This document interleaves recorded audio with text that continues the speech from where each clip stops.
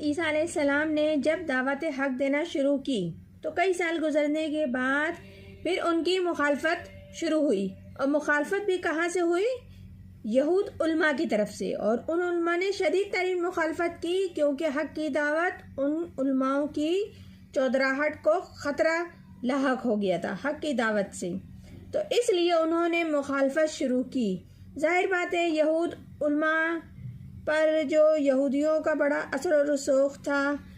तो जब हज़रत ईसा अलैहिस्सलाम ने महसूस किया कि उनकी मुखालफत की शिद्दत बढ़ती जा रही है, जिस पर वो तुल गए हैं, अड़ गए हैं और आम तौर पर आपकी नबूवत से मुनकर हो रहे हैं, इनकार कर रहे हैं, तो हज़रत ईसा अलैहिस्सलाम ने पे दर पे मुखालफत देखी और अज़ियत तकलीफ़ें पहुँचाना देखी तो उन्होंने आवाज़ लगाई एक आम दावत की कि कौन है मेरी मदद करने वाला अल्लाह की राह में।